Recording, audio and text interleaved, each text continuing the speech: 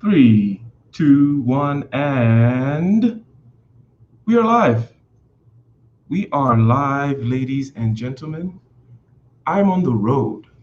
I'm on the road this weekend, but I wanted to do a nice casual live stream. A nice casual live stream about excitement, about the kind of life you would like to live, and how it relates to boredom and routine. How does excitement and the kind of life you'd like to live relate to boredom and routine? You want to live the life of your heroes? You want to live the life of a Renaissance man, of your favorite writer, of your favorite podcaster? You want to be an MMA fighter and a comedian and a podcaster, top podcaster in the world? You want to be a Joe Rogan type? You want to be a general? You want to live a legacy. Now, something that cuts through everything that I just mentioned is excitement. Excitement. An exciting life. Now, we're going to go through this podcast after, what should I call it, a live stream? It's a live stream, it's a podcast, it's a show, ladies and gentlemen, and I am on the road, as I said. So I'm going to play the song, the usual intro song, Battle Within, and then we're going to come in and we're going to talk about excitement. We're going to talk about it in a couple of different ways. What is it? What is it sometimes a symptom of? How do we treat it? How do we satisfy this particular urge? The urge for excitement. Is it always a good thing? Is it a bad thing? Is it neutral, like most other things, most other urges?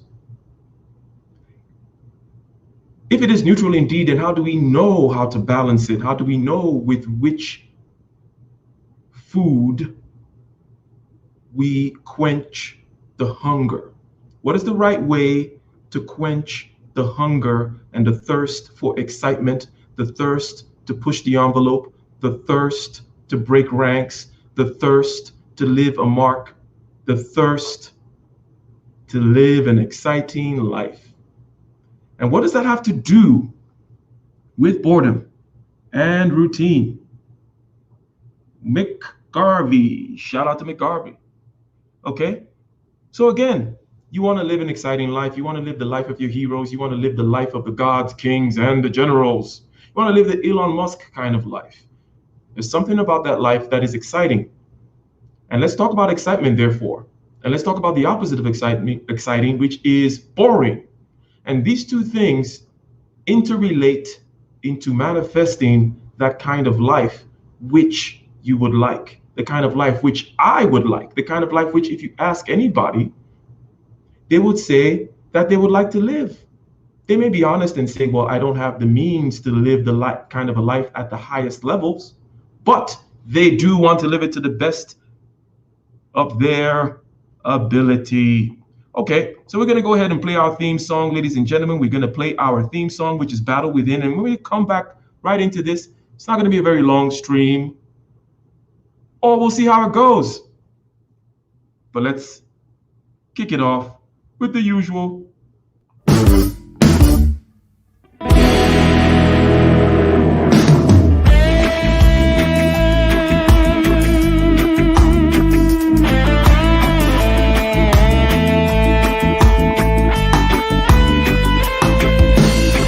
On the shore, relentless in the war, the legions in our hearts, shed waters in our balls, the spirit and the flesh, the emotions that arrest, the cerebral will contest, propelling the unrest.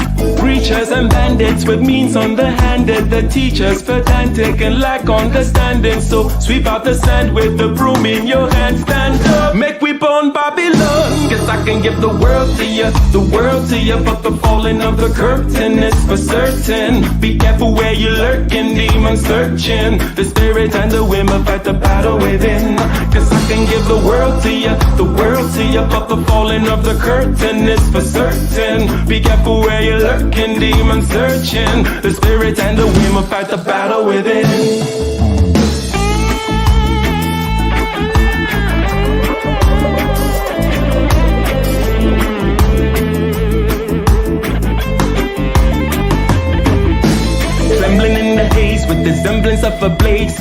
gratitude and rage. We touch another page with delirious delight. Impervious to light, this vitality and might encourages the flight.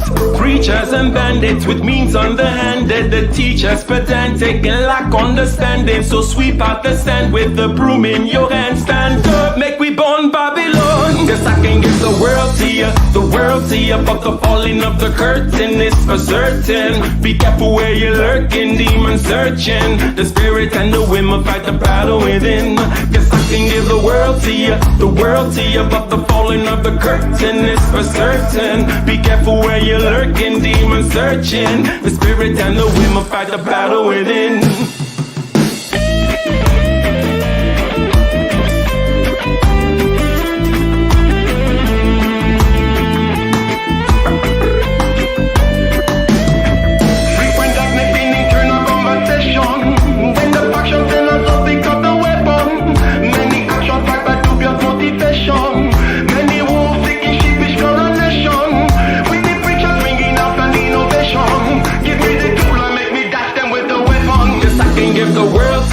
The world to you, but the falling of the curtain is for certain. Be careful where you're lurking, demon searching. The spirit and the women fight the battle within.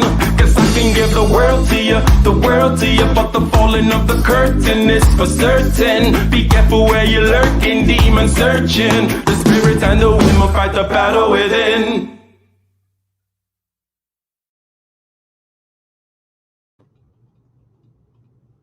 You. Let's do one more.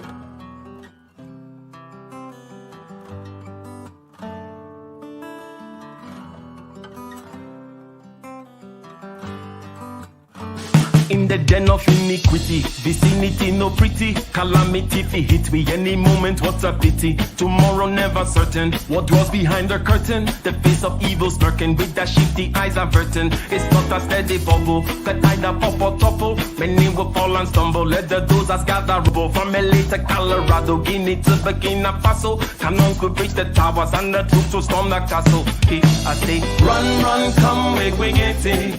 Because the peace that is bestowed upon the meek is overrated. So run, come, make we get it. Calling all your daughters and your sons, we come forget it. I say, run, come, make we get it. Because the peace that is bestowed upon the meek is overrated. Lord, run, come, make we get it. Calling all your daughters and your sons, we come forget it. With the rubble steady rising, and hearts are compromising. Convictions here are stifling, making evil appetizing. The fists are steady forming, and countenance is falling. Defenses are withdrawing, possibilities are falling. In these your circumstances, evil will make advances. Pick up your sword and lances, and be sure to take your stances. Victory is never promised, the battle is upon us. Gather the brave and honest, and the righteous in your corners. Go. Run, make we get it. Because the peace that is bestowed upon the meek is overrated. So run, come, make we get it. Calling out your daughters and your sons, we come forget it. I say, run, come, make we get it. Because the peace that is bestowed upon the meek is overrated. Lord, run, come, make we get it. Calling out your daughters and your sons, we come forget it.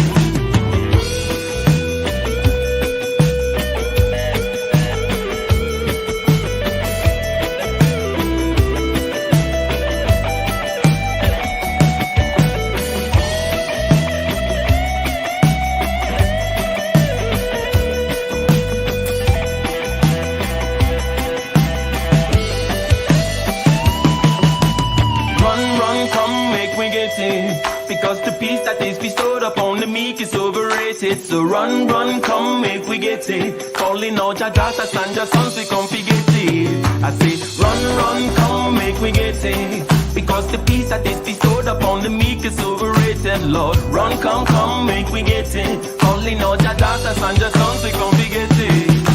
Run for the hills, let the will lead the mind. For living is the trail with the doubt left behind. Amidst all the wicked, there is beauty to behold. Be fearless and intrepid from the depths of our soul. The hands of the steady gleans the rose from the thorn. The sweat of the weary brings us close to the dawn. The motion of the wheel brings the light to the mind.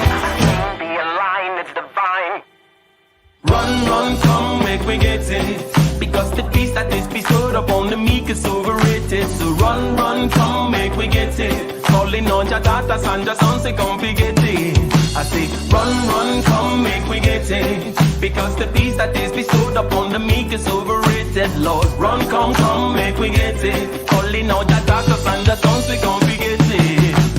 Run, run, come, make we get it. Because the peace that is bestowed upon the meek is overrated. So run, run, come, make we get it. Calling all your daughters and your sons, we come fi get it. Run, run, come, make we get it. Because the peace that is bestowed upon the meek is overrated, Lord. Run, come, make we get it. Calling all your daughters and your sons, we come fi get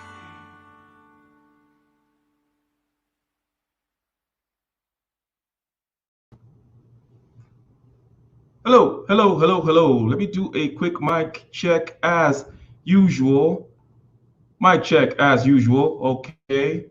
There is the little bubble going around my head that suggests that the microphone is working, but let me also get a 1. Let me get a 1. Let me get a 1 in the chat if you guys can hear me. As usual, in the live stream, we have to start out this way. Shout out to Nicer. Shout out to Chaos Rain in the house. Shout out to Aitois in the house. Shout out to everybody in the house today. Let me get a 1 if you guys can hear me loud and clear coming in. Okay, I see a 1. I see a 1. I see a 1. Well, ladies and gentlemen, I'm on the road. I am on the road today, ladies and gentlemen. I don't have my multiple screens. I don't have my usual setup, but I do like my setup. I do like where I'm at. This is I'm at a pretty swanky location. But I wanted to do a live stream for you guys today. I wanted to come to you guys today and talk to you something that has to do with excitement. It has to do with living an exciting life. What is the opposite of excitement? Boring. Now, these two things intertwine in order to produce, to the best of your ability, the kind of life that you would like. And to go through this, we're going to start out by talking about excitement. As usual, it's going to be an interactive chat. I'm going to be trying to, with my one little screen here, read the chats and so on and so forth. And don't forget to hit up the Cash App. The chat, so on and so forth, as we discuss the interrelation between the exciting life that you would like to live and the boring routinization that is kind of coupled with it. Now, some of you, based on the heading, based on the intuitive nature of the terms excitement and boring, may be already figuring out, already know what I'm talking about. As I say over here on this channel, we keep things simple, intuitive, measurable, and actionable. Things you can actually do tomorrow, things you can feel when you say it, things that are measurable, and things that are simple. We don't talk complex over here, okay? We do not talk complex. So you want to live an exciting life. You want to live the life of your heroes. You want to live the life of gods, kings, and generals. You want to live the life of your favorite author. You want to live the life of your favorite musician. Pick your field. Pick your field that you either are in or one in which you admire. You want to live that life. You want to live the life of a Renaissance man. Maybe you are something of a Renaissance man and you want to maximize your Renaissance madness. Okay? So there is something about that which is excitement. Okay? Excitement. Excitement. Okay, it's part of the phrase an exciting life. Okay? Yes, Q Dog, it is a really nice spot. Maybe I'll do a little tour. Maybe I'll give you guys a short little tour in a little bit as this goes on here. But so if I were to give a quick breakdown of how I envision this stream of consciousness will go, we're going to start out by talking about excitement. What is it? It is a hunger. It is a requirement. It is kind of like, okay, well, we have the physical needs like food, clothing, and shelter. We know about those, but there are also psychological needs that people have. We have social needs that are psychological. We need human touch. We need human approval. We need to be seen as part of the group.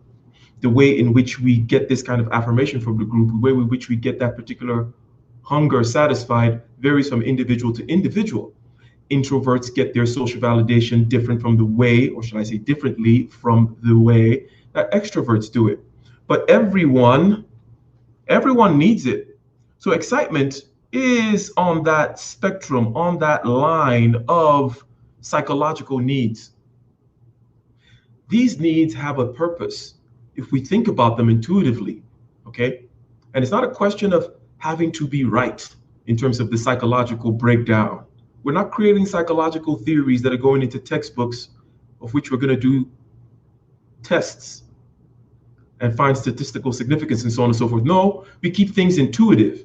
So you could ask yourself, why do I need excitement in my life? Well, because you need to push the boundaries. You need to grow. You need to adapt. You need to step into new territory. Let me get a 1 in the chat if that makes sense, okay? In order for something to grow, to adapt, in order for it to change in a useful way, it needs to step outside of the boundaries, push the envelope a little bit, find some excitement, find some new orchards to pick some new low-hanging fruit, okay? If you never leave this particular orchard, you're gonna run out of low-hanging fruit and you're gonna die there, okay? So if we look at from an evolutionary framework, right? Just from the framework of organism and habitat, right? Organism, habitat, survival. There is a need for excitement. Give me a 1 in the chat if that kind of makes sense for you. Like, okay, I need to push the envelope. I need to change things. I need to adapt. I need to grow. I need to step out, okay? I need to get out of my father's tent like David told Abraham, right? Abraham was, I think Abraham was in his 80s. And if anybody who knows the Abraham story, he was in his 80s when God told him to get the hell out of his dad's tent, right? He was a class A bum. He was a class A basement dwelling, Cheeto eating, video game playing bum. He was in his 80s when God said, hey, bruh, you need to leave your dad's house, dude. You need to leave your dad's tent. So basically, we need excitement for growth. We need excitement for adaptation. We need excitement in order to venture into new territories, so on and so forth. Now, how do we treat this excitement? How do we therefore satisfy the hunger? The hunger ought to be satisfied in a way that fits the way in which we've just described the use or the utility of excitement, okay? So if you need excitement to grow and to push the boundaries, then you should not be satisfying your urge for excitement on X videos, right?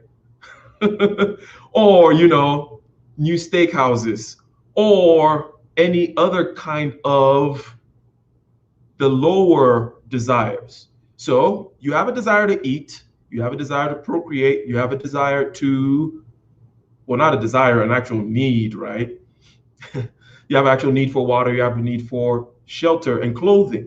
If those are already taken care of,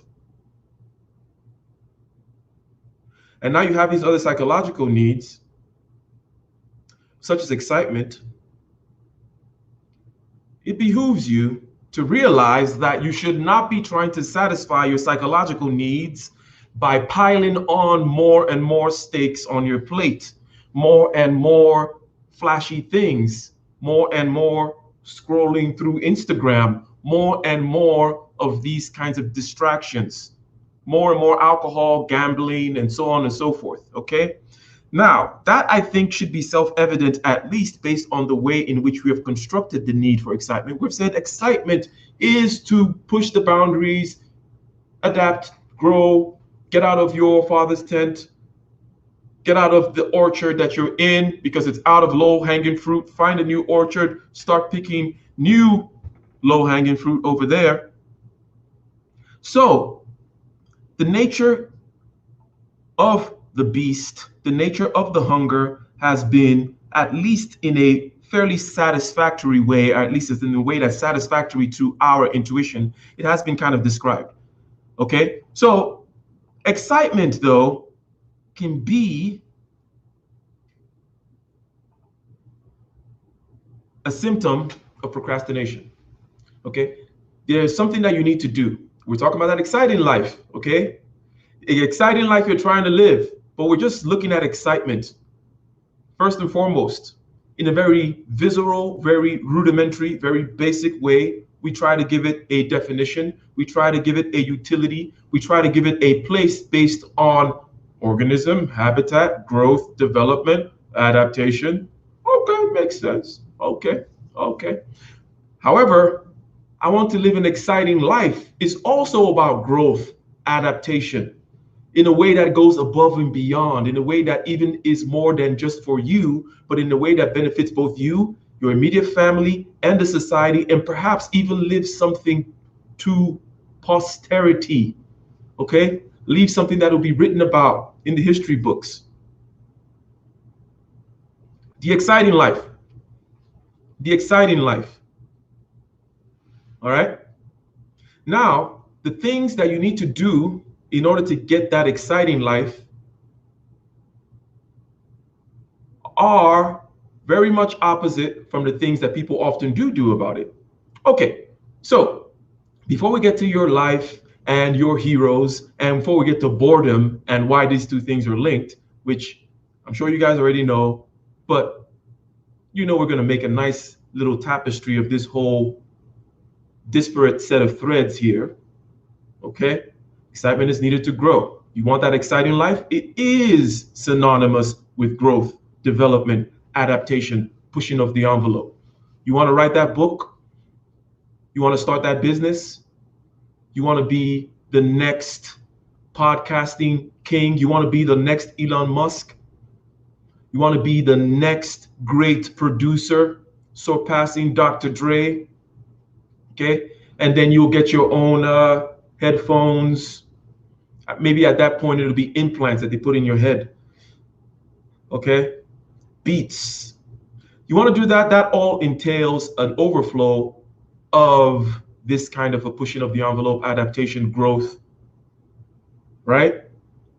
Now, how do we treat the hunger, the excitement? What are the things we should move towards? And we're still just talking about excitement. We haven't really gone to the life here yet and the lifestyle. We're still in the intuitive realm. We're not talking about actionable things, what to do. That's when boring stuff is going to come in. That's when the boredom is going to come in. And that's where you're going to see how boredom relates with all this stuff, which, as I'm saying, you guys may already understand. But you need to satisfy the urge for excitement, not by satisfying the lower needs. And by lower, I don't mean that they're dirty, they're sinful, they're horrible. We're just calling it lower because they're the first things that need to be addressed, okay? If you're hungry, you're not looking for excitement, you're looking for food. If you're out in the cold without shelter, you're not looking for excitement, you just need some warm place to sleep, okay?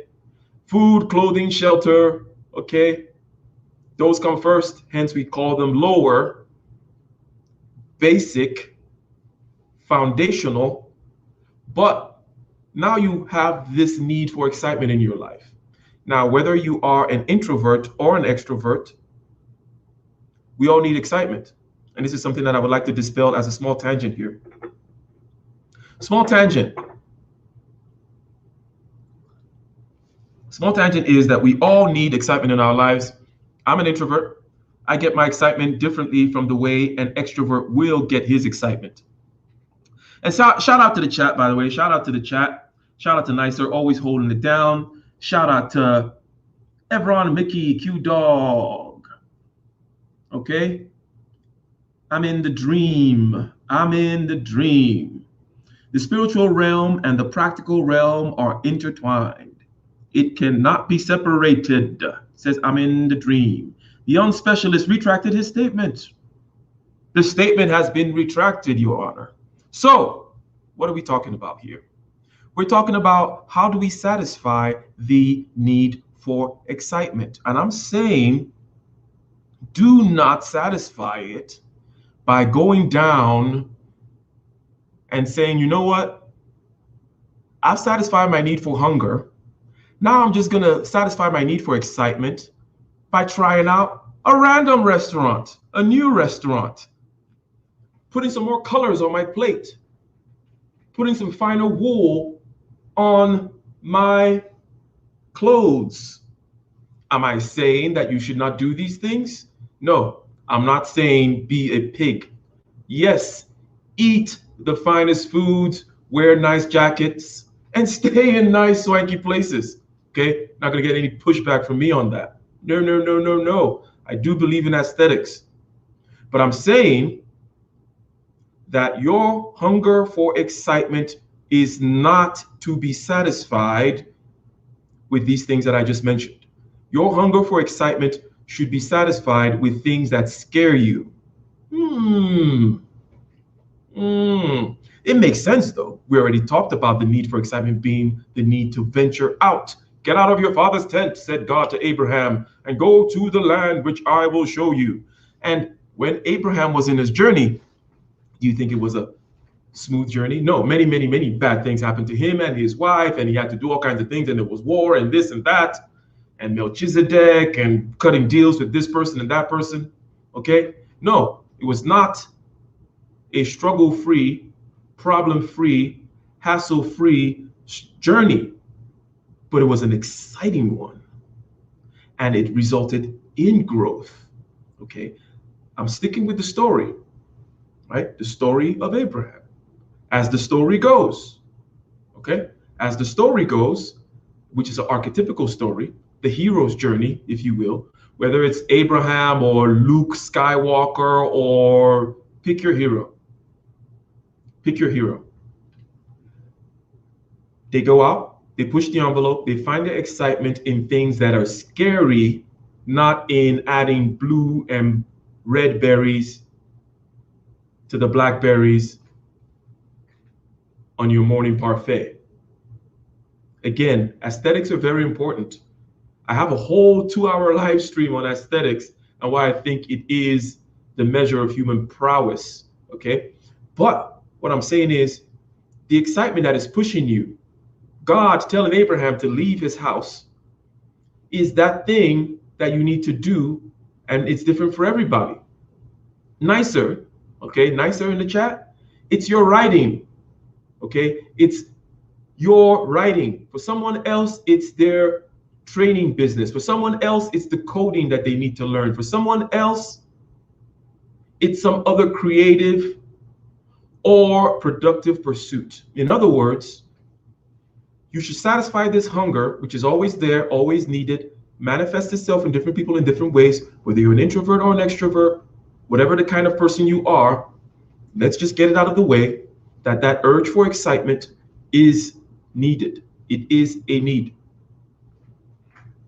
However, you should move towards the fear. That's our first principle. Okay. Now we're getting a little bit out of the realm of just pure intuition, just talking about, well, what is excitement? How does it look? Let's look at it this way and that way. Talk about a story, talk about Abraham, whatever. We are now talking about how do we address the hunger? How do we address the need? How do we satisfy this particular hunger? In which direction should we be going? Okay? In which directions should we be going? Should we be going in the direction of merely satisfying it by adding more zest and more fluff to the lower needs, to your sex drive, your feeding, your clothing, your shelter? But no, because that's not what excitement is for. We already defined excitement within the framework of organism and environment and needing to grow.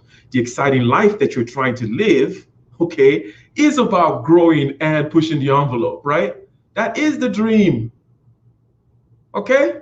So you already know. You already know I want excitement in my life. Why can I possibly need it when I've taken care of these other things? Okay. Oh, it's about this thing. It's about growth. Okay. And I want a big, exciting life over here, which overflows with growth and success in creative and productive endeavors. And people are written about. You want to be Abraham in the Bible, or at least your best approximation of that. This is what the human spirit yearns for. That's why these myths have been with us forever. That's why they manifest themselves. The hero's journey, if you will, manifests itself all through history in many different forms. Many, many, many different forms all through history. These myths of the hero's journey have been with us. They resonate with us deeply. So move towards the fear. Move towards the thing that scares you. That's a very simple principle. In other words, when, as I said, the excitement, which can all be seen, the hunger for excitement, which can be seen as a symptom of procrastination, but it's only a symptom of procrastination when you decide to satisfy it by playing video games rather than going to write the code which you need to write, okay? By eating more ice cream rather than going to LegalZoom and starting that LLC. It's scary to start that LLC. It's scary to start the coding. It's scary to look at that blank page and start writing that storybook that you want to write, those songs you want to write, that novel you want to write. It's scary to do these things. That is the direction in which you need to move. The hero's journey is about moving into the fear to go find a dragon. It's not about eating parfaits, okay? The excitement in your life should be excitement that takes you out of comfort into fear. Ladies and gentlemen in the chat, as I said, we are on the road and we're having a good time. K Coaching in the house.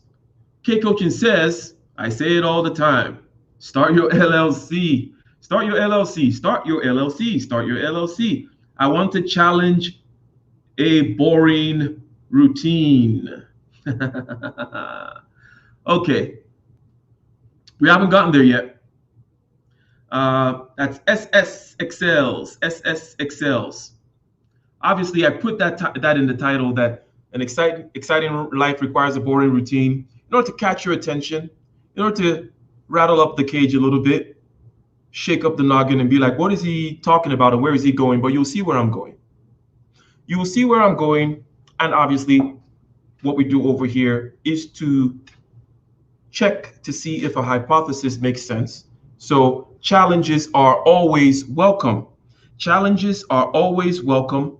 And as a matter of fact, I'm going to go ahead and open the stream early, because I said it's not going to be a long stream. So anyone that wishes to join in the conversation, to ask questions, to poke through things, to get me to get to the point quicker, feel free to join the stream. Paste. All right. Join the stream. Join the stream. So, what was I saying? I was saying that you need to move towards the fear. Okay? Move towards the fear. That is the nature of how the hunger for excitement needs to be satisfied. So now let's move on to the life of the exciting archetype that you would like to live. Sparkling water got me burping. The life of the archetype that you would like to live. And let's take it into contemporary time so that it can be more relatable. You want to live the life of your favorite author, Hunter S. Thompson. He had an exciting life, a crazy life. Here's where the routine comes in. Here's where the boring routine comes in. And I'm going to relate it into what your excitement, your urge for excitement should be targeting. If you ask these people, the Joe Rogans, the Elon Musks, the Hunter S. Thompsons of the world, one being the top podcaster in the world, another one being a very famous and successful journalist and author, and Elon Musk being Elon Musk. Here's one thing that you'll find out about them. Their lives are very exciting, like take a Jocko Willink, for example. But their conscious mind is not at all focused on the basics. All the basics have been routinized into boring, automatic routines. Let me say that again in a slightly different phrase. The basics of life do not deserve the attention of your conscious mind. Those things should be relegated to boring, automatic, disciplined, don't even have to think about it, routines. The reason, oh, well, there's no reason, it's not a good reason, but it is the fact that a lot of these people get asked, oh, what is your routine? What is your routine? The fact that they have a routine is what's important. It's not that you're going to learn anything from their routine. It doesn't matter when he wakes up, when he brushes his teeth, how he does this, how he writes his affirmations every day. No, what matters is that there is a realm, a big realm of the basics which don't deserve the attention of your conscious mind. Your conscious mind should not be paying attention to when you wake up, whether or not you're going to be working out, what you eat, how you travel, the hotels you stay at. None of those things should be a question. In other words, those things should be automatic subroutines that have been outsourced to your unconscious mind. Just another way of saying discipline. Now, let me get a one in the chat if so far what I have said makes any sense at all. Okay? Any sense at all. Video games took the fear away.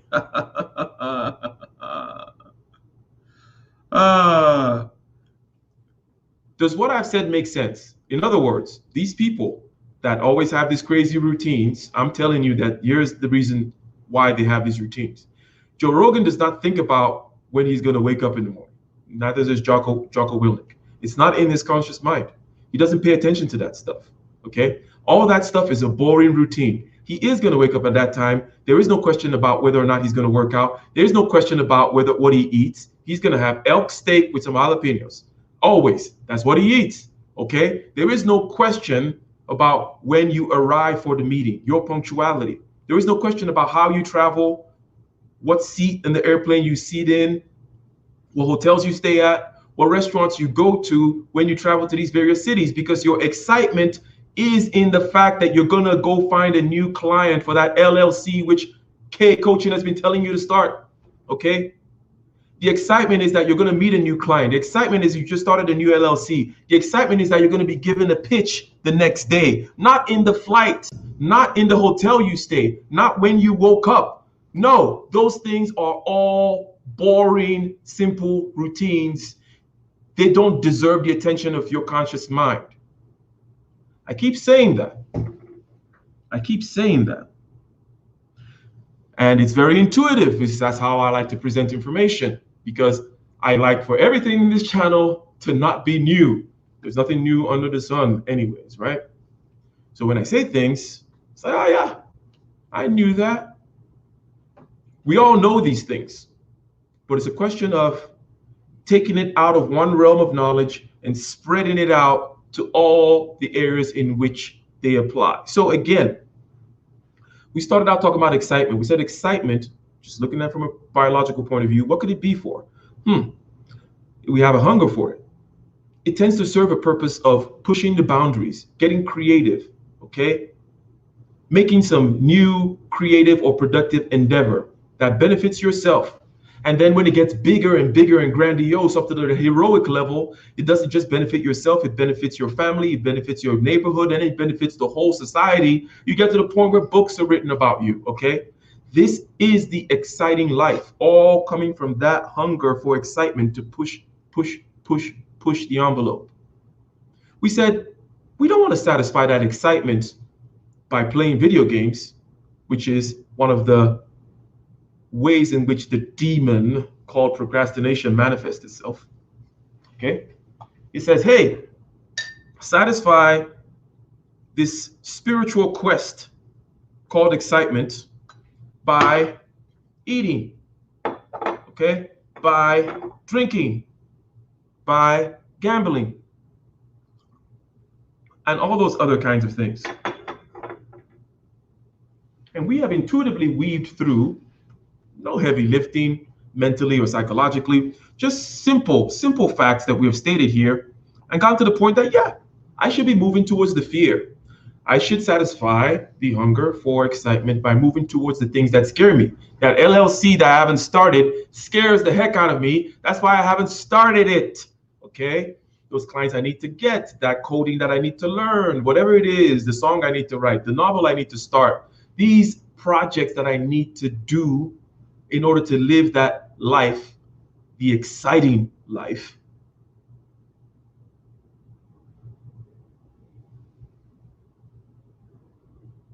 And then we said, hey, look at your heroes. And you would notice something. They have in the basics, what we're going to call the basics before we call them the lower needs. In other words, when do I wake up? Am I working out or am I not working out? What am I wearing? What airline do I fly with? Where do I sit on the plane? What time do I go for my meetings? What hotels do I stay in? What steakhouses do I eat at? Or your local vegan eatery. Those things do not deserve the attention of your conscious mind if you want to live the life that you claim you want to live.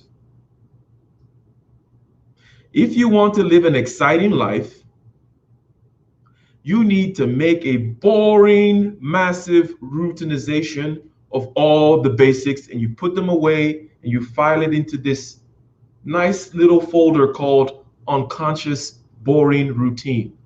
I always wake up at 6 a.m. and I always will be riding the bicycle. And sometimes I put my camera in front of the bicycle and I talk to you guys. And I enjoy those bicycle rides, by the way. You guys keep me company for a little while. And it's great. There is no question as to which airline I fly, and I always sit in the same seat. There is no question as to which hotel I'm going to be staying at. There is no question as to which particular restaurants I go to in these different cities that I fly to. And people will be like, oh, that's such a boring life. But you guys have already seen the picture of that. The people who say those kinds of things don't understand what it takes to live an exciting life. An exciting life, now we're back to the title. This is the process. This is why I said that. An exciting life requires a boring routine. So if Aitois is still in the chat, yes, he says he's feeling the title, probably because he was feeling it. And he understood intuitively what I meant, because probably most of you understood what I was trying to get at. But we have to take this journey step by step. And we're still not done yet. We're going to say a couple of things, a couple more things, okay? Couple more things. Nicer, how are you? Hello, how are you? I'm well. I am fine, thank you. What you got for us today, Nicer? Okay, see, when I grew up in a household where we didn't have a TV, right? So in my free time, I would read books. And would you recommend for somebody that wants to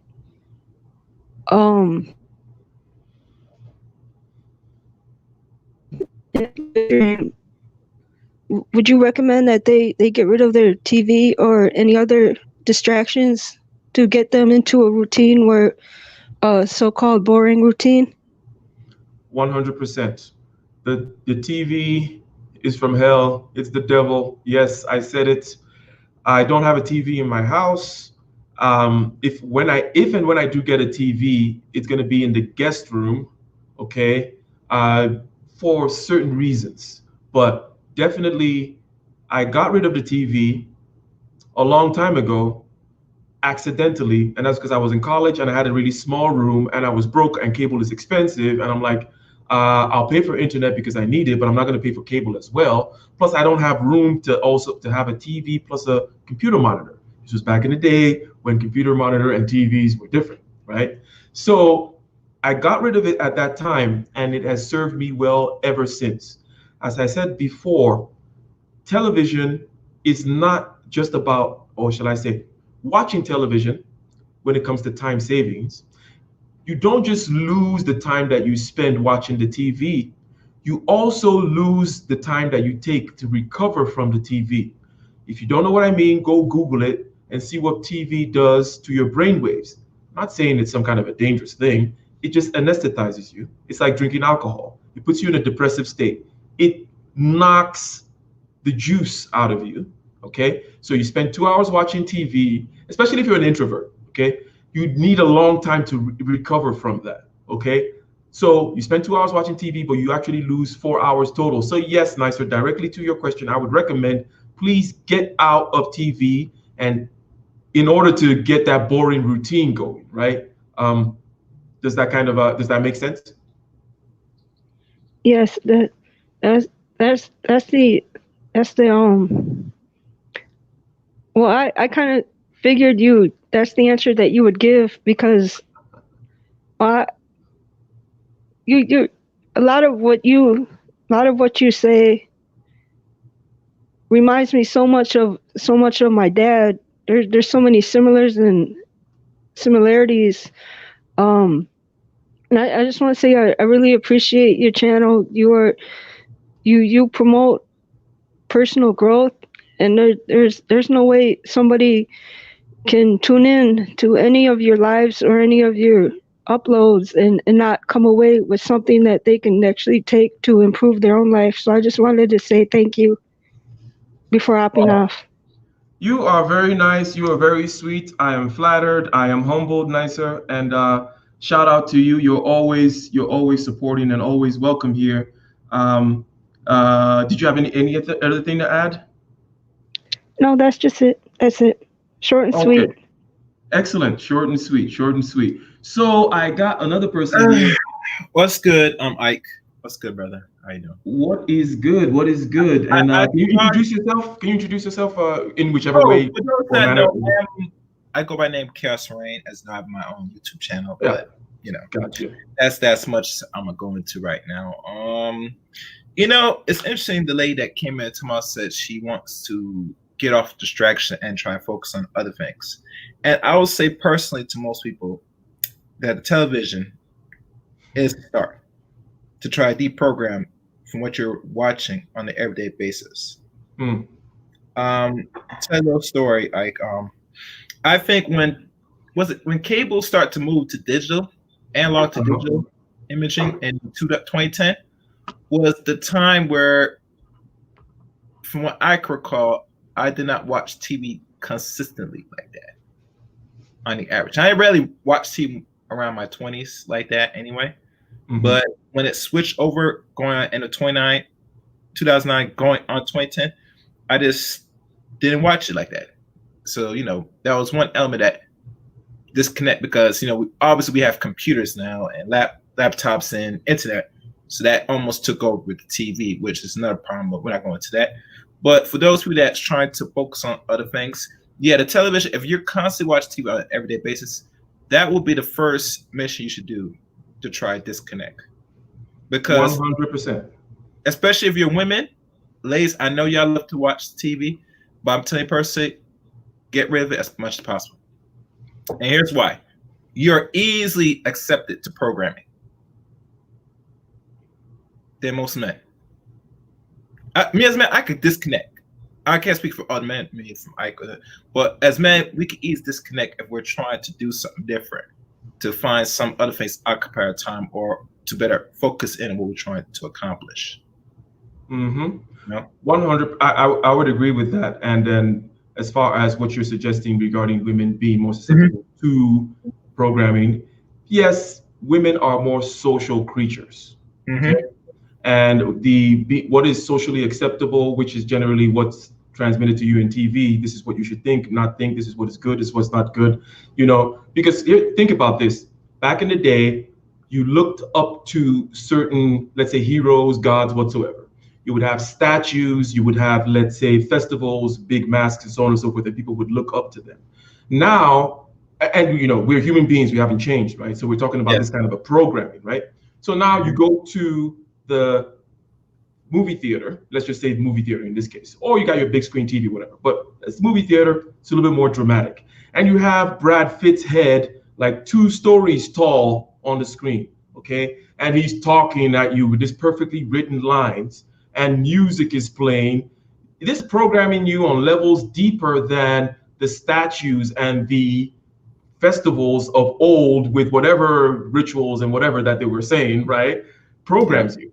But it just doesn't tell you directly. At least back then, you knew, okay, we're here to get programmed and we're worshiping Baal or whatever we're doing, right? Now, if you just go there and you think, oh, you just saw a good movie. No, this is the replacement of the gods and the heroes and so on and so forth. Not to go too far off into a tangent there, but I definitely think that getting rid of television gives you twice the time that you think you're actually gaining back.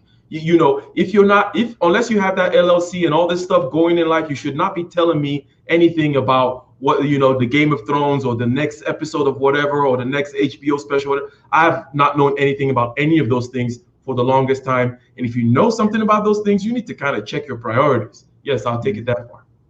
Yeah, even to certain things, and I'm not saying people leisure time is not a bad thing, but in this climate, we don't have as collective good what it called manage time management, and a lot of things. So when we said disconnect, this is for better to reclaim some time that could be put to better use.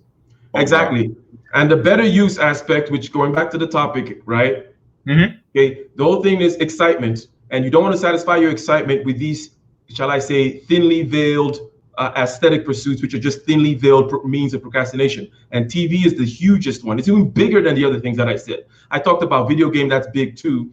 I talked about, getting, now I'm going to have more steak, or I'm going to go to a different steakhouse, or I'm going to have stay at a different hotel, or maybe I should fly a different kind of flight, and this, that, and the other. That's why I say these things should be routinized. And this is where I'm going to take the next step, but I'll give you the last word, and then I'll go to the next item on the list here. That your conscious, or shall I say, simple things in life don't deserve the attention of your conscious mind. But before I go further in that, did you have any other thing to add? No, I think I'll let you move on to the next thing. I would say that I saw you on O'Shea, and that was good works. I'm not sure if you have an email, but I might have you on my calling show to wrap up this year, possibly. I'm not sure we'll talk about, but go ahead and send me an email. Do you have my email address? I mean, it's just I go grab an email. I'll give you this quick email so I have it locked in. If you could send a private chat if possible. Okay, yeah, no problem. I will go ahead and do that. Shout out to Ramil. He said, "What up, bro? I am on the road, Ramil. That's what's up. I am on the road, but I decided to come over here today to just kind of give you guys a quick talk. I'm going to add a couple more people to the chat over here.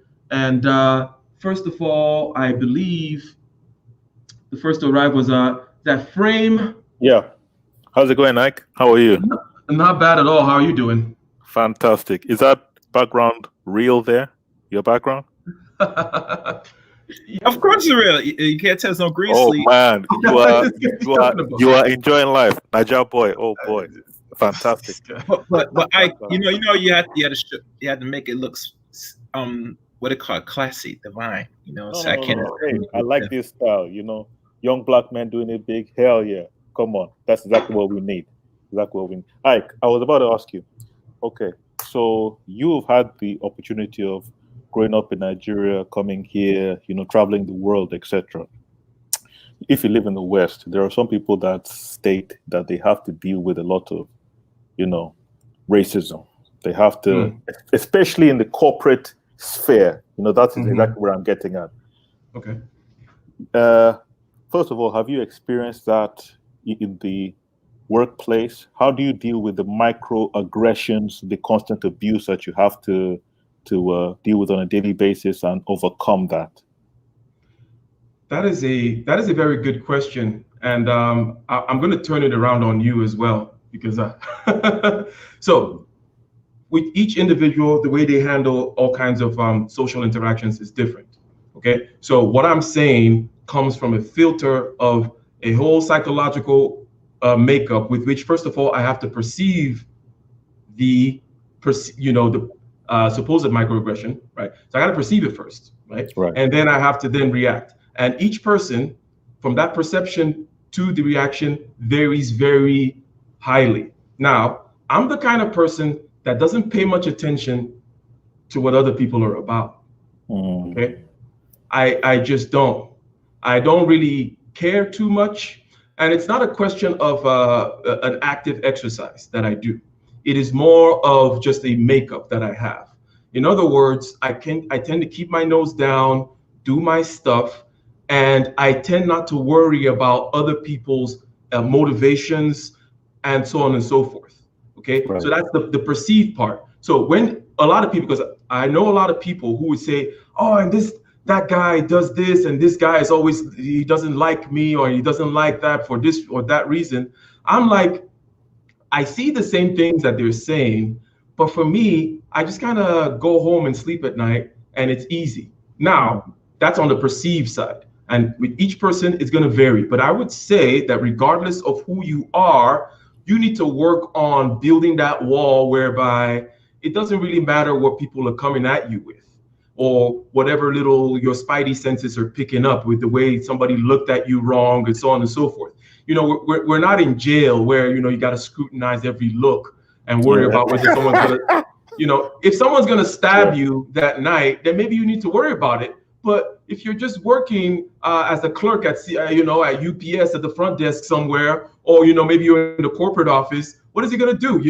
Steal your pencils, sabotage you in the freaking weekly meeting?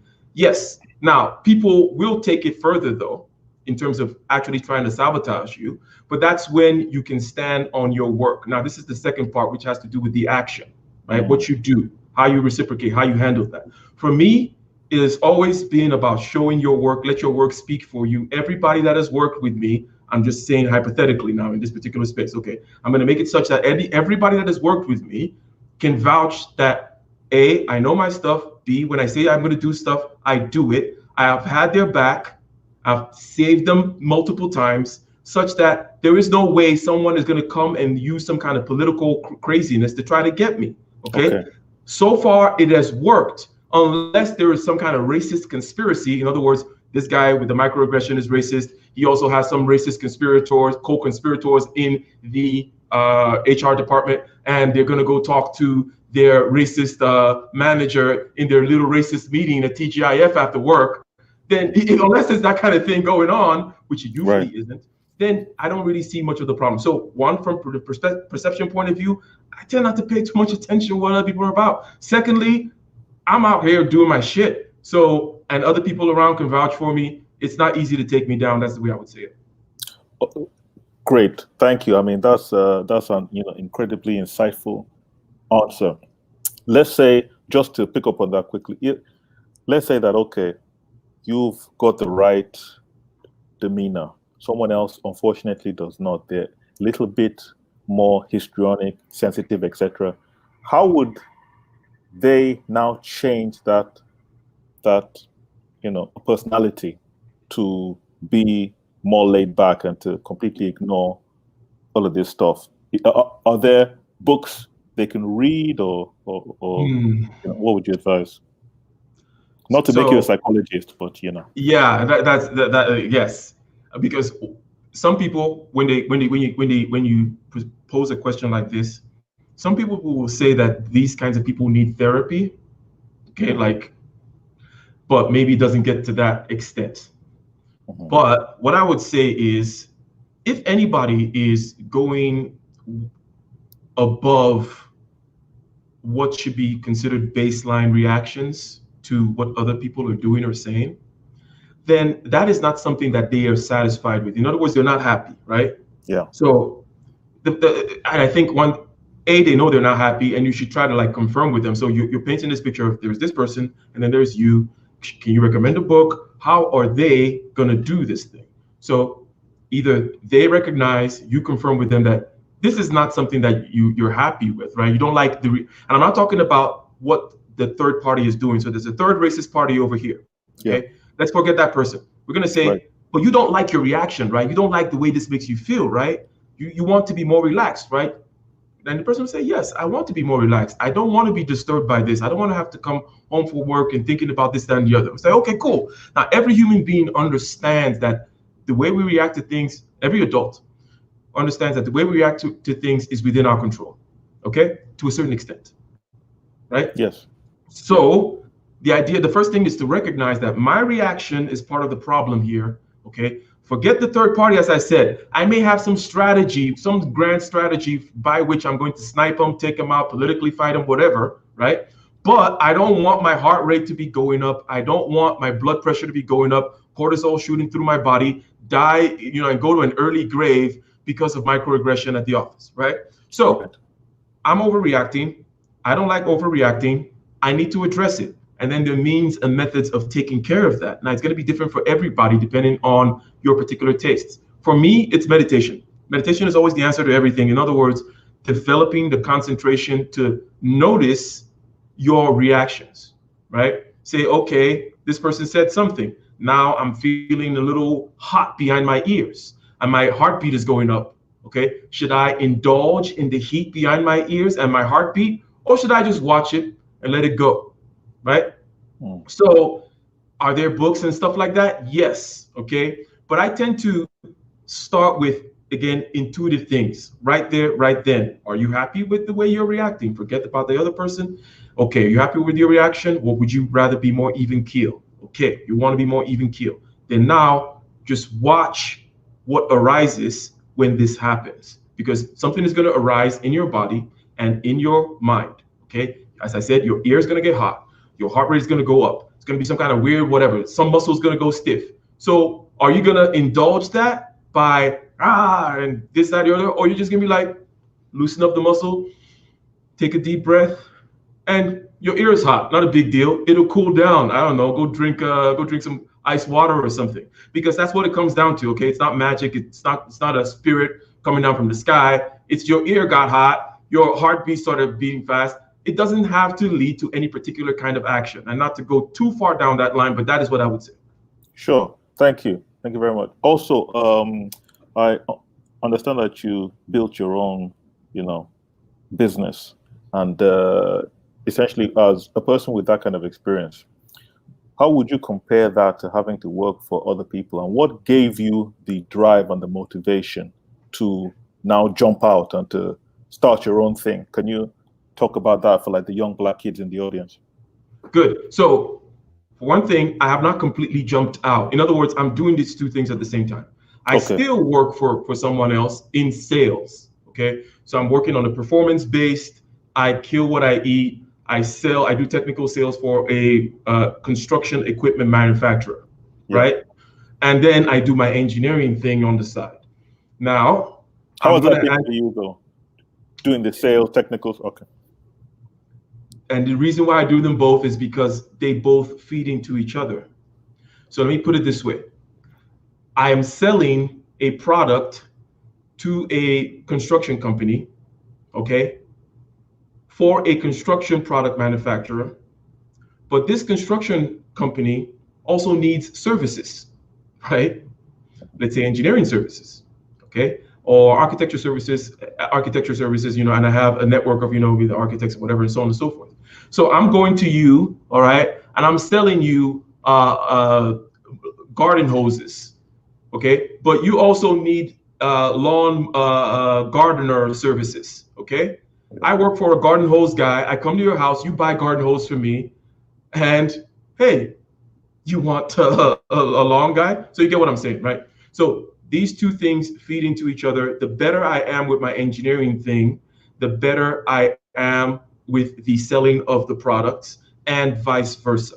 Now, as to what led me to that, I've always been someone who wants to take advantage of, in other words, drill down completely into any particular endeavor that I start. So I'm going to get my engineering degree, okay, and then I'm going to get the master's in engineering, and then I'm going to get my license, okay, because people just stop at getting their degree, for example. or you can't really go out on your own until you get the license, right? So, and you take any particular endeavor, whether it be, being an accountant, getting the CPA or whatever, right? You want to get to the point where you can practice your own thing. So that's just on the principle level. For me, principally, I just see that why would you spend money and time or effort or whatever you had to spend getting this degree, okay, or getting this hard skill without then getting all the things that come along that give you the agency, if you will, to act with this hard skill, right? So the certificates give you agency. The certificate is what you reach out to in the marketplace and say, pay me, right? Directly to the client as opposed to through an intermediary, which would be an employer, right? So I'm like, I always believed in drilling down all the way through and getting everything that I could get from a particular degree. And then I've just, for me, the second stream of income is very important because I happen to have many pursuits that I like, and in order to fund them, let's just put it that way, okay? I like music, okay? I make music, I have a band, I get paid for my music, but it's not as much as, it's more of a hobby, right? So for me, it's like, okay, I would like to buy musical equipment and so on and so forth. Okay, I got my 9 to 5. Okay, I'll set up the 401k and all that kind of stuff. But I can bring in extra money now that I have this certificate. In other words, the continuing to drill down, getting that certificate. The next step is obviously, now I'm not just going to take just the raise that I get from my employer as a result of getting the certificate. I'm going to go, hey, Mr. Propane tank manufacturer, who happens to be my first clients, they need foundations and anchorage for these big propane tanks. And I'm like, I'm a structural engineer. You need these particular structures approved, okay? And bada boom, bada bing, it starts going down that way. So for me, it's just a principle that you need to go ahead and squeeze out every bit of juice out of any fruit that you've labored to pluck out of the tree, and then understanding that you need more money than you think, okay? You need more money than you think. I don't care how much money you have, you need more than you think in this day and age, because retirement, this, that, and so on and so forth, it's not what you think it is, okay? And if you look at the stats in terms of people that are getting into retirement now and the savings that they do have and so on and so forth, okay? You need more money than you think, and the only way to do that is to get a second adjacent stream of income so that you can then have excess to get into that third, which has to do with investments and so on and so forth. Maybe you get into real estate, blah, blah, blah. So that's kind of the mindset. So to the young people out there, you need more money than you think. If you have one particular skill, go ahead and get all the certifications that you need in order to give you agency in that skill. Go into the marketplace with your soft skills, start making that extra cash, and then you can fund the rest of your life. Thank you. I guess the last thing, Doctor, I don't want to take up too much of your time, is that I've seen that reading has been incredibly helpful to me, especially since I put a lot of time into that. Now, when I read about history, politics, etc., are there any books that you feel have been integral to your success and assisted you and allowed you to understand a lot of the complexity of what you have to deal with on a daily basis in any realm, whether it is work or at home, etc.? What books would you recommend to people? Okay, so one book is The War of Art, and I recently, if you want to see what I think about that book, I did a video on The War of Art a couple of videos ago, right? Who was that by? Sorry. Stephen Pressfield, Press, and then Field. So Stephen Pressfield, The War of Art. It's available, as an audiobook, or you can just get it's actually a short book too. And basically, it's about dealing with procrastination and channeling the muse. Okay, and he does it in a rather poetic way, talking about the muse and such like that. But basically, how to be ready for inspiration, how to bring inspiration in, how to deal with procrastination and bring inspiration in. That is one of the main books that I would say. The other books that the other books are kind of particular to my interests, okay, in the sense that I'm into philosophy, and if you're not, then it doesn't really matter, right? I'm into philosophy as well. But the main book, Plato's Republic, I find to be very, very a good one, because really, yes, I don't know. Have you read it? Yes, I did for school, but that was, weird thing about life is at the time that I got my degrees, I was not really interested in reading that much, so I did not do it often. But now I read daily. So now I get through a book a week essentially. So that's a book I'm interested in reading. Why do you think it is good, and do you think it is still accessible in the modern day narrative and language, or do you have to now understand a lot of the antiquated old English speech? No, because Plato's Republic is not like it's not like Shakespeare or something. It's a very straightforward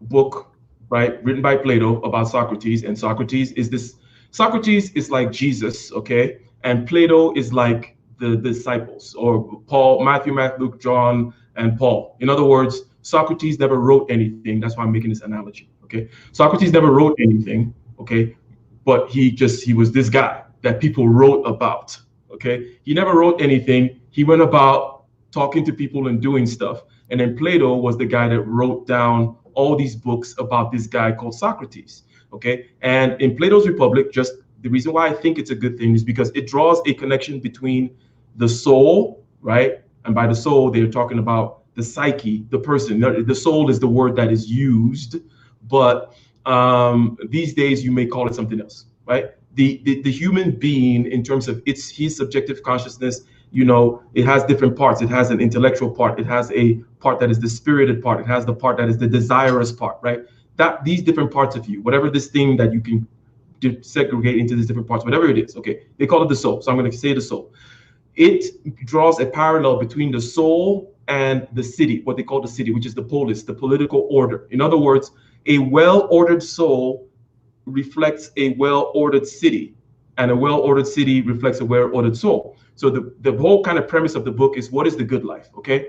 It is about, and the reason why you have to talk about the good when you talk about politics is because you have to ask, what is the good society, okay? And then in order to ask what is the good society, you have to first of all define what good is, and you have to define what the good life within that good society is within the constraints of the human nature, right? So you got human nature, we need a good life within a good society, so we need certain constraints around, blah, blah, blah, blah, blah, right? So then it says, okay, they started out by saying, what is a good person? What is I forget the word that was used in the beginning, but basically, what is the just? Yeah, what is the nature of the just man, right?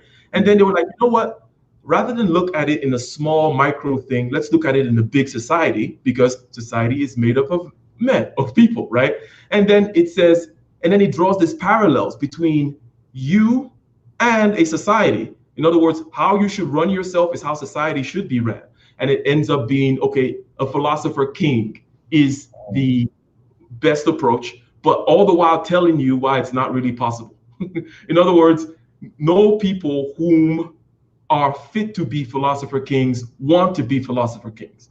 It is in the nature of the people who are fit to rule that they don't want to rule, right? The people who should be ruling don't want anything with that, okay? And the people who want stuff with it are the people. So it's, as you can tell, it strikes true with all these kind of contemporary truths which we know, right? And I just like the way it juxtaposes the human soul with the nature of the political order, and it goes through many, many different angles, and it's a dialogue. Okay, these books are called Plato's dialogues. All Plato's books are written in the form of Socrates says this, and then somebody said that, and then Socrates says this, and then somebody said that kind of a thing.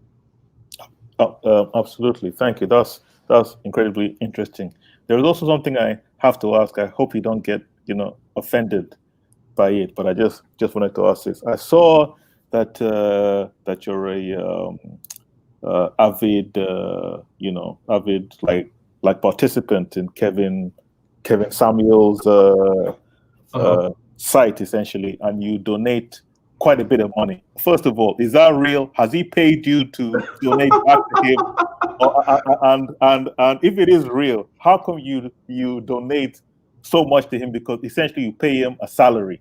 Essentially, that's how much you give to him. So what's going on there? A couple of things. Well, it's real, but if it wasn't real, I would tell you that it was real, right? So right. Yeah, I mean, I don't know, Kevin. So here's one thing. I always give value for value. That's one thing. Like, for example, I donate to Solo TV 84 as well, okay. Right? and Okay, so on so and so forth. if you donate that much, that means that you must be like a millionaire then, essentially. So let me talk about then why I do that kind of donation. Okay, you notice I just sidestepped that question. Why I do that kind of donation is because I think that it is not a question of karma. It is a question of getting over psychological hangups with money. In other words, we have emotional barriers against receiving money, and it's the flip side of the coin of giving money. In other words, you give money and it scares you a little bit, and you think, I shouldn't have given that. But when you do that, it's almost like working out a muscle where now you're no longer afraid of giving that kind of money or getting that kind of money or thinking you deserve it or taking the kinds of risk that it takes in order to get it or challenging yourself in order to get there. In other words, it is a boost to be generous. Different people are going to be generous in their different scales. Okay. So first of all, value for value. When I see value, I like to support it. Number two, I actually like to do that kind of a thing because it pushes you to level up your game. So I made a video, for example, that said generosity is a superpower, where I was like, when you go to Starbucks next time, you buy a $5 cup of coffee, give a tip that'll scare you. Maybe it's $10 tip. Maybe it's a $20 tip. Maybe it's a $100 tip. And you'll notice that it's almost like levels. When you give the $20 tip, you're going to level up past the $20 tip. It's like you worked out your muscle at the $20 level. Now it's going to come back stronger. That's how muscles are. That's how your psyche also is. Then you're ready to give a $50 tip. You give a $50 tip. Now you've worked out that $50 muscle. Again, why are you working out that muscle? Because the giving and receiving and your psyche and the way you would act, because you are the engine that generates your wealth, right? And you need to get over these particular hangups. And people keep their hands closed. Okay. And that's what that's what you work out when you do that kind of stuff. So that's just my personal reason for doing stuff like that. Okay, so are you saying that if you give a big tip, that will encourage you to now go out and earn more so that you'll be able to give a bigger tip next time, as opposed to being so miserly that you cannot essentially donate anything at all, and you think to yourself, let me save everything I have? Yes, you're scared at a $20 level, and you don't want to be scared at a $20 level. You want to get past the $20 level of fear. In sales, there's something called commission breath, which is when you're desperate or you're trying to get her number, you're desperate. Okay. Yeah. What you're trying to do, again, now you get it, right? It is the abundance mindset. The abundance mindset is what you're trying to cultivate. Whether you're trying to get her number or you're trying to get a sale or whatever it is, you need to practice the practice that you do in order to exercise that abundance mindset, so that now you're in front of her because you have a whole bunch of whatever and you don't care. You get when you're in front of this the client, and because you don't have commission breath, right, which is what they call a client smell commission breath, meaning you're hungry for your commission and you never get the sale. So you're trying to get the abundance mindset, and the abundance mindset is something that affects your actual behavior and the way people perceive you. There's actually a guy that agrees with you on that. There's a book called Pitch Anything by Oren Klaff. And he's a venture capitalist who has been able to obtain $400 million in deals. And he said that you have to remember that you are the prize in every pitch that you go to. If you act desperate, you will never, ever get the deal. You have to act as if you're the one bringing more to the table than the counterparty is. And that's how you gain success. Yeah, and those are the practical reasons why I do it. Okay, there's some frivolous reasons, like just pure entertainment, right? Mm-hmm. It's like making it rain at the strip club. And the funny thing is that there are people that have seen you on Kevin Samuel's side that have now come to this essentially. So in a funny way, that could have been partly a benefit. Could have been a benefit. And let me not take up your time, but Niger dude, thanks a lot, and I am sure that you'll experience more success on your endeavors. So thank you. Thank you very much, sir. Thank you very much. Thanks. Stay tuned. All right. The Unspecialist. Thanks for holding on there, sir. What you got for us? Yes, sir. Yes, sir. Good night. Well, I'm actually here to pretty much co-sign the topic of the stream. It actually resonated with me, quite deeply, because this is something that I was able to see play out in my own life. For the best example, actually, this would have been during my time at university. And I could definitely say that, yeah, those boring routines are fundamental to living that exciting life. A really good example of that would have been, for me, actually, it was one of the things you mentioned, TV, video games. My policy during this semester was no TV, no video games. Just get straight to the work. And then additionally to that, and this is something I don't expect everyone to like, because at first I was opposed to it, but I pretty much routinized my diet. So for the most part, I ate the same thing daily. And once I did that, it just seemed like I had an extra hour or two every day. It was crazy. Look, I do the same thing. Okay, what I eat is not a question. Like, I'm not gonna look. I'm in the carnivore diet. It is what it is. I'm not saying at that for any particular reason other than the fact that it is a diet. Whatever diet is working for you at this particular time, go for it. But don't have to guess. Not having to guess what you're going to eat, when you're going to eat. I also do the 1 meal a day thing. Okay, so I know I'm eating 1 meal a day. I know I'm waking up. I wake up. I put on my bicycle stuff. I ride my bicycle. I come back. I'm going to be working. I take a nap or just a chill, just kind of relax at the same time every day. And then I eat the same thing more or less every day at the same time. Okay, now where is the excitement coming from, though? The excitement is coming from the doing of things, creative and productive pursuits. Okay, and there are always new ones every day that I'm doing. But the basics do not deserve the attention of your conscious mind. Your conscious mind is the part that needs to go out there and forage for new orchards, to find new low-hanging fruits for productive and creative pursuits, if you will. And if you occupy your conscious mind, which you only have a limited amount of energy, a limited amount of time, if you occupy your conscious mind with, am I going to work out today? Am I going to wake up at what time today? When do I travel? What hotels do I stay in? What airline do I use? What do I eat? Then you're going to run out of juice for the actual starting of the LLC, starting the YouTube channel, starting a business, writing a book, doing a song, recording an album, right? So you routinize all the basic stuff because, again, they don't deserve the attention of your conscious mind. Your conscious mind is a very, very special tool, if you will, and you want to keep it sharp and ready for only the productive and creative endeavors. Yeah, I'm gonna have to agree with that. And another thing that helped me out greatly with that as well was playing sports, being part of a team, because a lot of the things for us were automatically scheduled and routinized. So there was a particular day I had actually forgotten my watch, but I just naturally flowed and did everything that I normally did, and by the time I got home, it was like, damn, everything was normal time. Yes, it's like magic, as you've already noticed. And when you also, and the reason I talked about the exciting life, and then I talked about these people like, the Jocko Willink, Joe Rogan, whatever, Winston Churchill, pick somebody, and you're going to find out that they always have a routine. And it's a routine of the normal stuff, of the regular stuff, the simple stuff, because they don't want to have to think about that stuff. And maybe they did not all consciously set it up that way, but it's going to be the case, no matter who they are, that if you ever get anything important done in life, you're going to find out that you need to automate all the simple shit.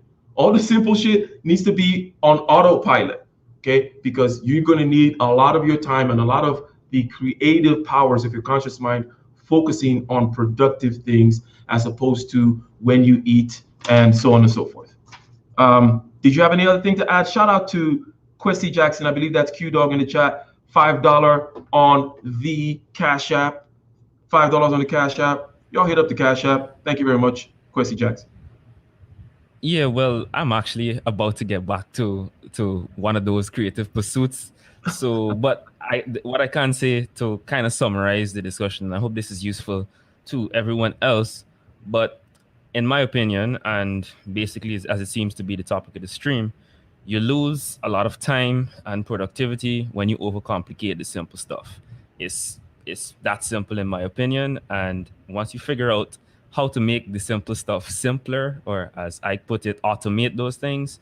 Your life it like he said, it seems almost like magic. Life just becomes so much easier. So that's it. Thanks for this particular stream. A lot of gems being dropped, and love in the background there. So that's it, man. Thank you very much. Thank you very much, the Unspecialist. Always welcome in this space over here. Always welcome, always welcome, always welcome. So, and let me see here. I see that you are still on there, sir. Do you have anything to add? Or are we going to start wrapping up the stream? Or can you hear me? Actually, I was hoping that you're going to put your email in the back chat. That's the thing that I was supposed to do that I didn't do. The back chat, the private chat. I am very patient with a lot of things. Actually, I should have gone live with my channel earlier. I will still do it before this night's over. So, and at times I do set schedules. I might stop doing that because sometimes I don't hit the mark on the schedule, depending. But I'm getting better at it. So private chat. So yeah, I just what's your email? You good? Yeah. This is the first time using the private chat. Yeah, I'll put my email in the private chat. 1 second. Bro, no, I'm actually typing it right now. Okay. Okay. And you can hit me up over there. I hope y'all guys like it. Share the stream, like always. Ike is doing things. Oh, while you find Ike, have you ever read a book by an author by, I think his name Niall? Let me find his name. Niall Ferguson. Neil Ferguson. Which one of his books are you talking about? Yeah, Neil Ferguson. Any of his books? Because I was talking this with my other good friend, the great liberator Amiri. That came to mind about like banking and money, and the thing that came to mind was a thing called the Rothschilds. I said, let me Google see if anybody wrote a book on these people, and no, I found this man named Niall Ferguson. So I went and bought 2 books. With the House of Rothschild, volumes 1 and 2, just to get a little bit more historical insight. There's many more books written by that, but this drew my attention the most, and it has pictures on it. But why I bought it. I bought just if anybody has like a historical record, Yeah, Neil Ferguson is a great historian. I think he wrote this other book called The Bell Tower and certain other things. I haven't read any of his books, but I've heard him. I listen to a lot of what is this channel called Book TV? It's not really a channel. It's a thing on C-SPAN. Booktv.org, right? Okay. You know of it? No, I had to look that up because normally with me, I will YouTube the person, see if he has any material, not like the book just of the character, but me, like always, I probably would read the book most likely on it, because one thing I tell people this is we have to get away from just watching the author instead of just reading the author. Yeah. So I've seen him in a lot of panels where it's like, so I read, there's this guy called Nassim Taleb, for example, Nicholas Taleb or Nassim Taleb. He wrote The Black Swan and Anti-Fragile. I'm actually going to be reviewing one of those books in my, this thing that I do, these book reviews that I'm doing, right? So, and then I would read Nassim Taleb. I will go watch certain things on Nassim Taleb. And then tangentially, I'll see both of them together, either in a panel together or that kind of a thing. So I've heard a lot about him. And then he does this because he's a fellow at one of the institutes at Stanford University. And there's a show that they regularly put out where, they talk, him and some other general and so on and so forth. They talk about like current events and certain other kinds of things. And so I know a lot about him, and I know he's a legit historian, but I actually haven't read any of his books. Probably I need to get into one of those. That's a good thing. At least I know that me thinking about it and just doing a quick Google to find one of his works, the books, was a good investment. Because like me, I like the historical piece, to collect certain books and make the time to read them. Because I tell people, everybody has their own libraries, but the whole premise is do we invest more time reading our own libraries? And that's the challenge, I have almost hundreds of books right now. Some I have not even finished reading. I only complete 15 books so far since I started this library, so it's like a long way to go. Yeah, books are important. Books are important as long as they're not a tool of procrastination, or then they are very important. I'm a big proponent of books. Yeah. Okay. All right, I guess that's it. I sent an email. If you get it, let me know. Just hit me up. Just let me know. Respond if you got the email. I'll let you go. For everybody that's been listening, thank you for the time. I'll come my stop down another time. Stop by another All time. right.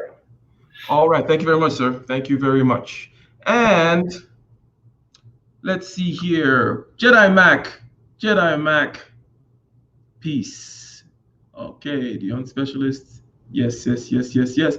Peace to everyone in the chat. Peace to everyone in the chat. We got Sheldon J, Black Curtis, Black Curtis in the house. Tony Ligon, I believe. Tony Ligon, the young specialist. Aaron B. Aaron B says, I'm here. I'm here. Yes, yes, yes, yes, yes. So let's wrap this up. Okay. Let's wrap this up because I didn't want to take too much of your time on this very, very, very special, okay, very, very special Friday. Chaos Reign. Okay. So I said in the title, rather provocatively, that an exciting life requires boring routines. An exciting life requires boring routines. What am I saying? What does he mean by that? What is he talking about? Is he just being provocative? Yes, I'm being provocative, but also,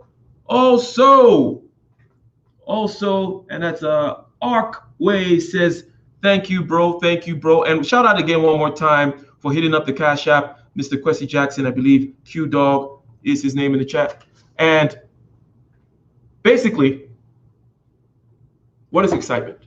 We theorized about excitement for a little bit. We said, hey, it is a need. We all need it, whether you're an introvert, an extrovert, whatever your psychological makeup is, and however you go about quenching the thirst for excitement, whichever your particular mode of operation is psychologically, we all need it. We all have this thirst for excitement. It must have some kind of a use, some kind of a purpose, some kind of a way in which it has utility and manifests itself in the real world.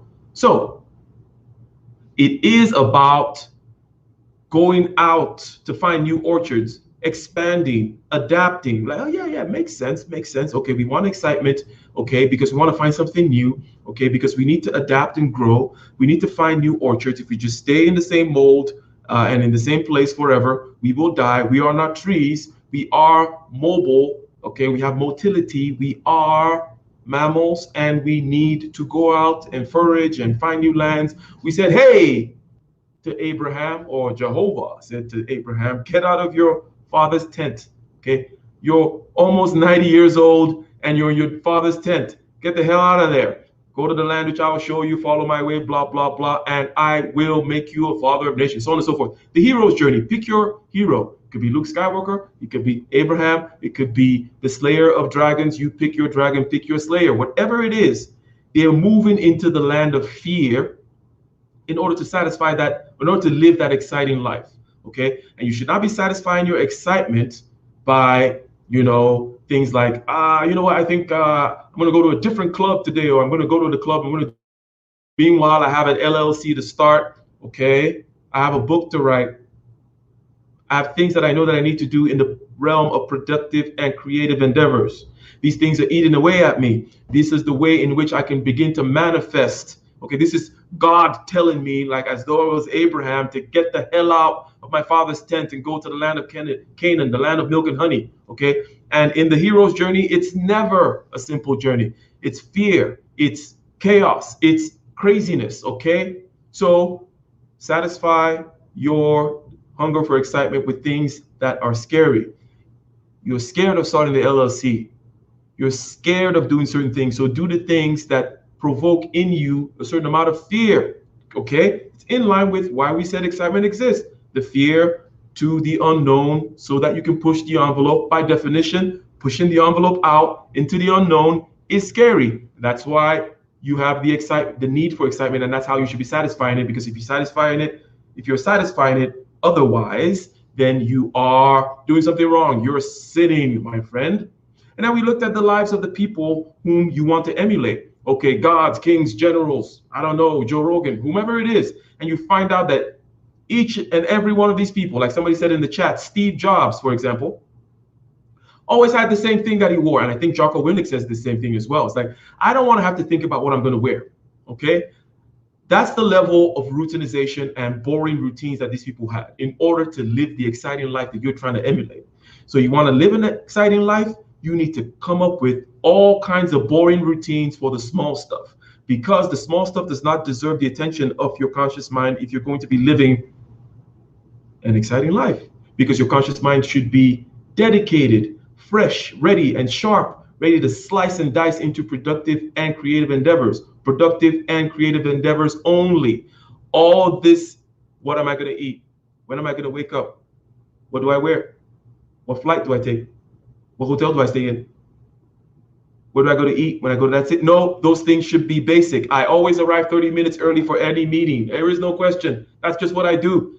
I don't even think about it. I just go there 30 minutes early. I don't care if they told me, oh, it's fine, you can come 10 minutes early. I don't want to have to think about the fact that I'm going there 30 minutes early. I don't want to think about most things because my mind is on the exciting stuff, what I'm actually going to do in that meeting, what I'm going to conquer in that meeting, how I'm going to progress my purpose, okay? To talk in that way. I'm going to progress and move towards closer and closer to my life purpose in that meeting. Okay, that's what my conscious mind is focused on. Not, am I going to wake up at this time? No, I know when I'm waking up. I know I'm riding the bicycle. I know what I'm eating. I know when I'm going to take a nap. I know when I'm sleeping.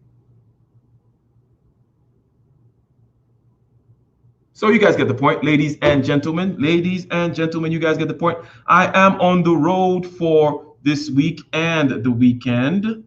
Okay.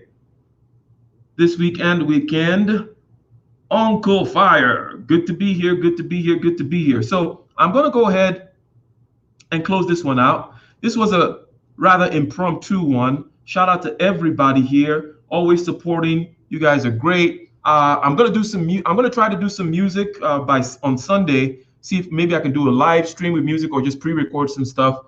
But as I'm on the road, I'm going to put out some content. I have some ideas that I would like to put out there. Plus, also, I'm meeting part of the reason why I'm on the road is that for some musical endeavors. So I'll be able to give you guys a little bit of that live flavor. You guys seem to like a little bit of that garage band action that I gave you guys last time. So once again, thank you very much. For those of you who are new to the channel, my name is Ike, and this is a channel where we talk about all kinds of things, but they all surround being better and doing better, with the emphasis on doing. Practicality, simple, actionable, measurable, intuitive. Do, right? That's what we do over here. So subscribe, like, share, watch some other videos, and we're gonna end the stream the way we usually end our streams, with our theme song by Soul Rising. Shout out to Nicer, always holding it down as a mod. And we're going to play Battle Within, which is one of my songs. And I'm just going to use it as a theme song for this channel because it seems to work very well.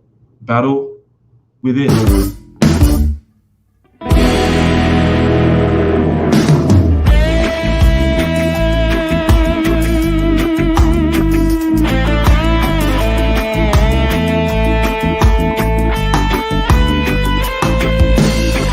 On the shore, relentless in the war, the legions in our hearts, shed waters in our balls, the spirit and the flesh, the emotions that arrest, the cerebral will contest, propelling the unrest.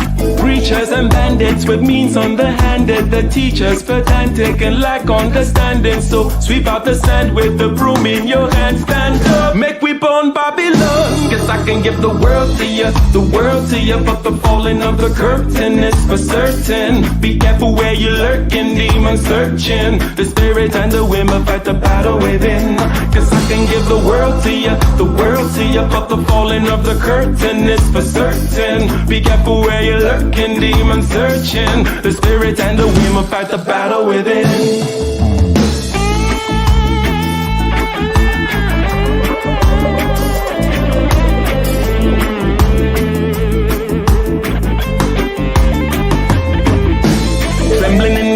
With the semblance of a blaze, With gratitude and rage, we touch another page with delirious delight, impervious to light. This vitality and might encourages the flight.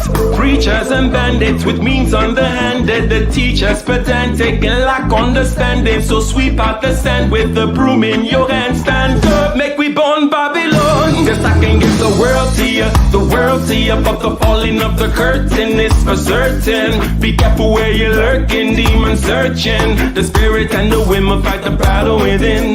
Guess I can give the world to you, the world to you. But the falling of the curtain is for certain. Be careful where you're lurking, demon searching. The spirit and the women fight the battle within.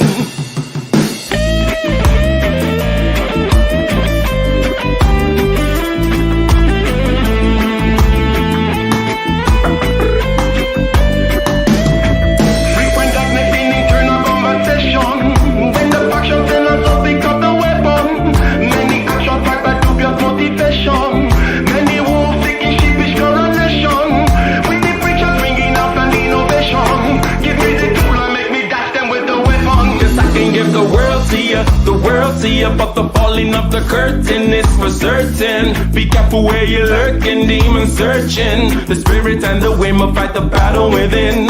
Cause I can give the world to you, the world to you, but the falling of the curtain is for certain. Be careful where you're lurking, demon searching. The spirit and the women fight the battle within.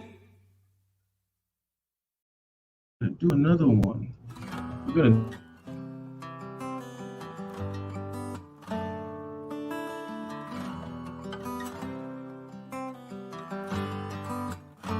In the den of iniquity, vicinity no pretty, calamity fi hit we any moment, what a pity. Tomorrow never certain, what dwells behind the curtain. The face of evil smirking with that shifty eyes averting. It's not a steady bubble, that either pop or topple. Many will fall and stumble, let the dozers gather rubble. From LA to Colorado, Guinea to Burkina Faso. Cannons could reach the towers and the troops will storm the castle.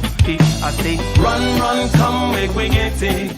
Because the peace that is bestowed upon the meek is overrated. So run, run, come, make we get it. Calling all your daughters and your sons, we come forget it. I say, run, run, come, make we get it. Because the peace that is bestowed upon the meek is overrated. Lord, run, run, come, make we get it. Calling all your daughters and your sons, we come forget it. With the rubble steady rising, and hearts are compromising. Convictions here are stifling, making evil appetizing. The fists are steady forming, and countenance is falling. Defenses are withdrawing, possibilities are falling. In these circumstances, evil will make advances. Pick up your sword and lances, and be sure to take your stances. Victory is never promised, the battle is upon us. Gather the brave and honest, and the righteous in your corners. Go. Run, run, run, make we get it. Because the peace that is bestowed upon the meek is overrated. So run, run, come, make we get it. Calling out your daughters and your sons, we come forget it. I say, run, run, come, make we get it. Because the peace that is bestowed upon the meek is overrated. Lord, run, come, come, make we get it. Calling out your daughters and your sons, we come forget it.